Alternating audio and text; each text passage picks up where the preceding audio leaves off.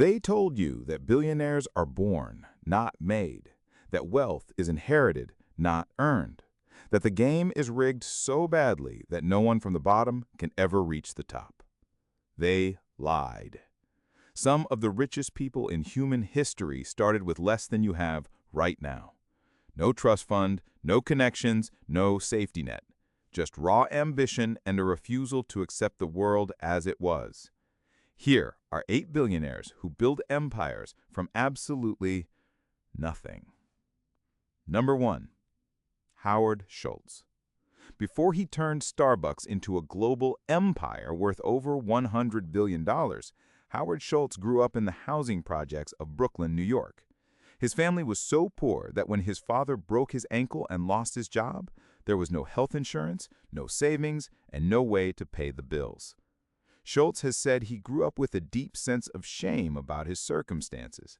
He got out through a football scholarship, became the first person in his family to attend college, and eventually stumbled into a small Seattle coffee company with 6 stores. When he proposed expanding nationally, the owners rejected the idea. So Schultz left, raised money on his own, and bought the company outright. Today, Starbucks has over 35,000 stores in 80 countries. The kid from the projects built a company that serves 100 million customers every single week. Number 2. Oprah Winfrey. Oprah was born into poverty in rural Mississippi to a single teenage mother. She wore dresses made of potato sacks and was so poor that other children mocked her for it.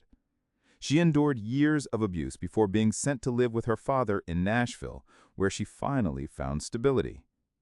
A career in local radio at age 17 led to television, and by the time she launched The Oprah Winfrey Show in 1986, she was already defying every statistic that said someone like her would never make it. She turned a daytime talk show into a media empire worth over $2.5 billion. She did not just break through the glass ceiling, she obliterated it. And she did it with no family money, no industry connections, and no one handing her a single thing. Number 3. John Coombe. Before he co-founded WhatsApp and sold it to Facebook for $19 billion, Jan Coombe was sweeping floors. He emigrated to the United States from Ukraine at age 16 with his mother, and they survived on food stamps. Their apartment in Mountain View, California, had no heat and no hot water. Coombe taught himself computer networking by buying manuals from a used bookstore and returning them when he was finished. He eventually got a job at Yahoo, but the idea that changed everything came from frustration. He wanted a simple way to see which of his friends were available to talk. WhatsApp launched in 2009, and within 5 years it had over 400 million users. When Facebook acquired it in 2014, Coombe signed a deal at the same building where he once stood in line to collect food stamps. He posted a photo of himself there. That is not luck. That is a story they do not put in textbooks. Number 4. Ralph Lauren. His real name is Ralph Lifshitz, and he grew up in the Bronx sharing a small apartment with his parents and 3 siblings. His family were immigrants from Belarus with almost nothing. As a teenager, Lauren worked after school selling ties to his classmates. He never attended fashion school. He never had a mentor in the industry. He started his brand in 1967 with a single product, wide neckties, that no one in the fashion world wanted. Department stores rejected him repeatedly, but he kept going. Today, Ralph Lauren Corporation is worth over $10 billion, and the kid from the Bronx who sewed ties out of a drawer became one of the most iconic fashion designers in American history. Number 5. Won Chang. In 1981, Won Chang arrived in Los Angeles from South Korea with almost no money and no ability to speak English. He worked 3 jobs simultaneously: a janitor during the day, a gas station attendant in the evening, and a worker in a coffee shop at night. He noticed that the people driving the nicest cars in Los Angeles were all in the fashion industry, So he saved every dollar and in 1984 opened a tiny clothing store called Fashion 21. That single store evolved into Forever 21, which at its peak had over 800 locations worldwide and generated annual revenue exceeding $4 billion. A janitor who could not speak the language built one of the largest fast fashion chains on the planet. Number 6. Francoise Bettencourt Meyers. While most people know her as the richest woman in the world, few know the origin of that fortune. Her grandfather, Eugene Schuler, was the son of a poor Alsatian baker.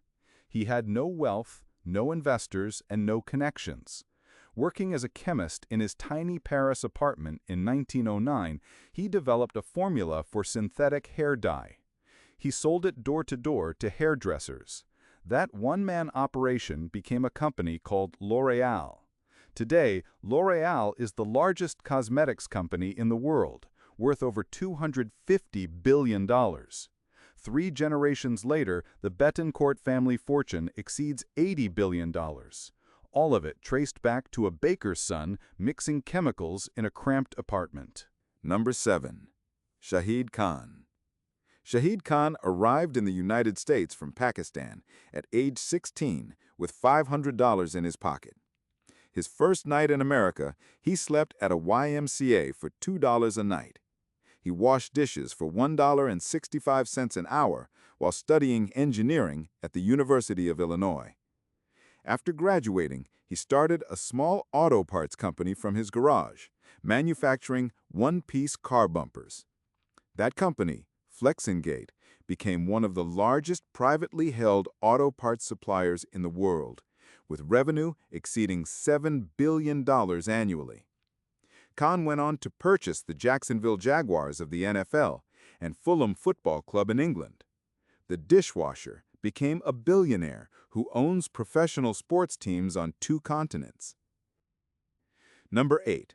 Leonardo del Vecchio. Orphaned as a child in Milan, Leonardo del Vecchio was raised in an orphanage because his widowed mother could not afford to feed all of her children. At age 14, he became an apprentice in a factory that made molds for auto parts and eyeglass frames. He lost part of his finger in an industrial accident, but he kept working. In 1961, with almost no capital, he opened a tiny shop in the Italian mountains making eyeglass frames. That shop became Luxottica, which today manufactures eyewear for nearly every major brand you can name, from Ray-Ban to Oakley to Prada to Chanel.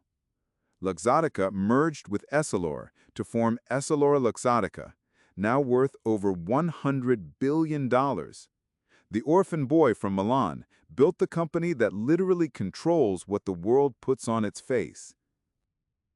Here is what every single one of these stories has in common.